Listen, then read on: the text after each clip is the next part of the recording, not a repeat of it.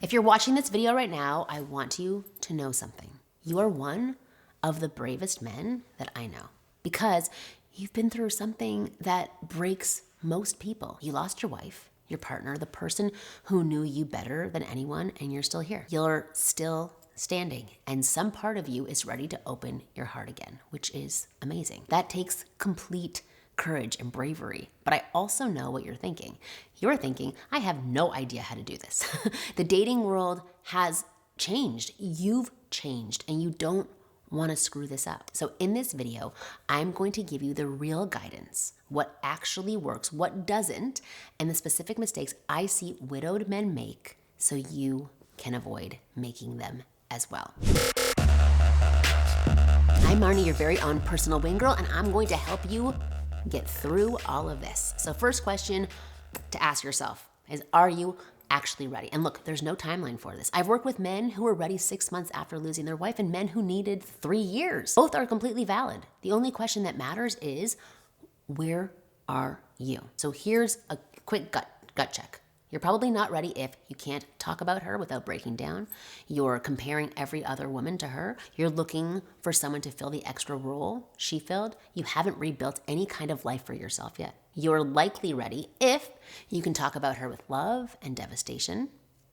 You've started rebuilding your own life again, reconnected with friends, found interest, taking care of yourself. You're lonely for companionship, not desperate to escape the pain. You understand that moving forward doesn't mean betraying her memory. So if you're ready, then good, because let's talk about how to actually do this. If you're not quite ready yet, that's okay too. Take the time you need. This video will be here for you when you're ready.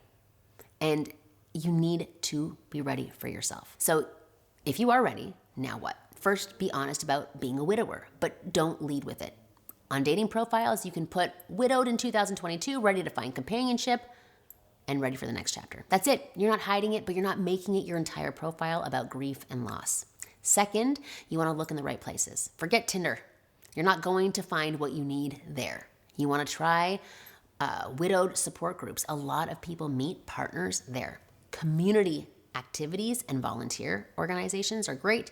Time Left, an amazing live dinner event where you go out for dinner with new people every week. Senior dating sites, if that's your age range. Senior centers, if you're a senior. Oh my God, I just went to my local area senior center to volunteer to play mahjong with some of the attendees because I thought they may need something to liven up their day. And I left almost joining the freaking place. It was bustling. I couldn't find a parking spot. It was packed. Tons of activities, tons of people, lectures, classes. It was awesome. Okay. And the final way to meet women is ask friends if they know anyone. Meeting people through friends is the best way to meet women. Honestly, I think that in person often works better than online for men like you because your character comes through better face to face than in a profile. Third, what to say on first dates about your late wife.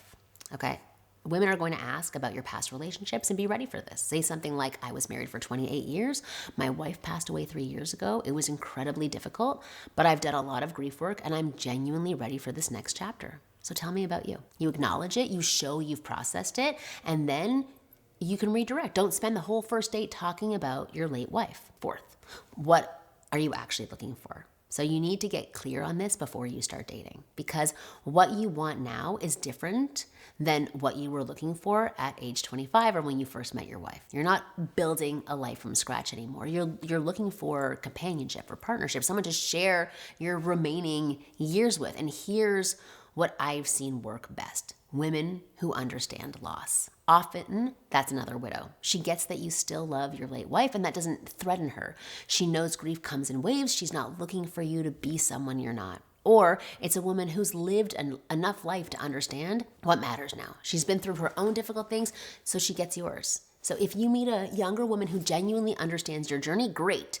But most younger women who've never experienced significant loss struggle to understand why you still talk about your late wife or why you need to move at your own pace. The key question, does she understand what you need at this stage of life? If yes, everything else is negotiable. If no, you're both going to end up frustrated. Okay, so now let me tell you the 3 specific mistakes I see widowed men make over and over again, which is mistake number 1, you fall into husband mode way too fast. So here's what happens. You meet someone nice, you like her, and because you're a good man who knows how to be a partner, you start being a partner. She mentions her car is making a noise. You offer to look at it. She's stressed about work. You're calling to check in and trying to solve her problems. Right away, you're in husband mode. She has a bad day. You're texting multiple times to make sure she's okay. You're rearranging your whole schedule to be available whenever she has free time. And in your mind, you're just being a good guy. You're doing what good partners do. But here's the problem.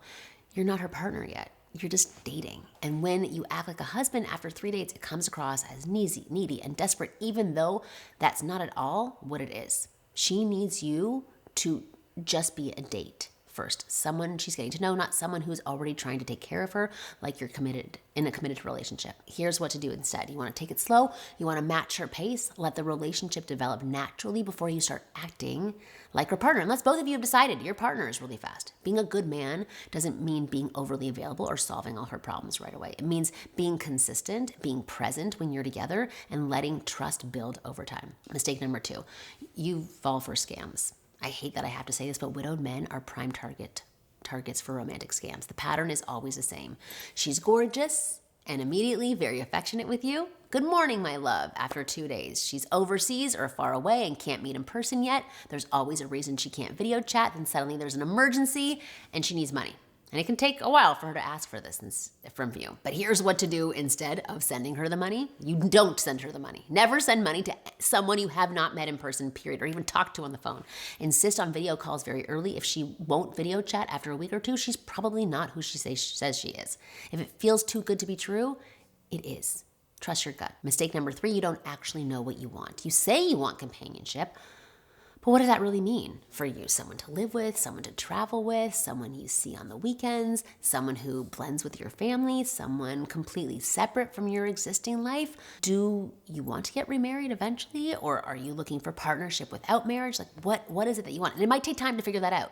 But if you don't know what you want, you're going to waste time with women who want something completely different. And again, dating will help you figure out what you want. But here's what to do instead. So if you can, I want you to get as clear before you start dating. So I want you to write it down if you have to.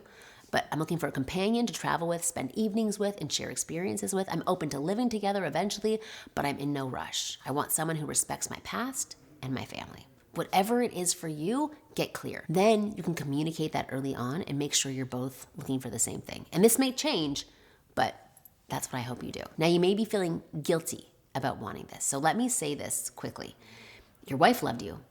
She would want you to be happy. Even me, who tells my husband that if I die first, I want him to build a shrine of me and never look at a single woman again. I know that if I really did die first, I love my husband too much. And I would want him to find love and companionship again. I would. I absolutely would. So if that situation were reversed, you'd want her to eventually find happiness again, right? So she wants the same thing for you. Moving forward doesn't mean forgetting her or replacing her. Love multiplies. It doesn't divide. You can love her and you can love someone new. So let go of that guilt. You're honoring the life she would have wanted you to have. Look, there's so much more I want to tell you that we do not have enough time for. I want to tell you how to write a dating profile that actually works, exactly how to introduce someone new to your kids and family, how to handle it when grief resurfaces while you're dating, red flags to watch for beyond just scams, how to pace physical intimacy when you haven't been with anybody else in decades. And honestly, every man's situation is different. Your timeline is different. Your family situation is different. What you're looking for is different than every other guy's. That's why I want to invite you to talk to my team. So here's something you might not know. About 20% of the men that we work with are widowers. We've walked alongside thousands of men in your exact situation. Men who thought they'd never date again, men who feel guilty for even wanting to, men who have had no idea where to start. And I'm so proud to say that 95% of them didn't just figure out dating, they found their next relationship, a relationship that's brought them real joy and companionship again. Not by fumbling through it alone, not by making painful mistakes, but by having a team of experts in their corner who have seen this 1,000 times and know exactly how to guide you through it. So here's what I would love for you to do. I want you to go to wingirlmethod.com/newstart and book a free strategy call with my team of amazing wing girls. On that call, we are going to hear your story and understand exactly where you're at, help you figure out if you're actually ready or what needs to happen first, and we're going to map out a personalized path forward so you're not guessing or doing this alone, and answer any questions you have about dating and what dating looks like in this new chapter. This isn't a high pressure sales pitch. It's a conversation with people who genuinely understand what you're going through and who've helped thousands of men just like you love again. Because you deserve companionship, you deserve partnership, you deserve to feel excited about the future again. And you don't have to figure this out all by yourself because it's a lot. I want you to go to winggirlmethod.com/newlove right now and book your call, or click the link below that also allows you to go and book your call. You've survived, and now you're ready for this next chapter. My name is Marni. Thanks for watching this video. I will see you next week.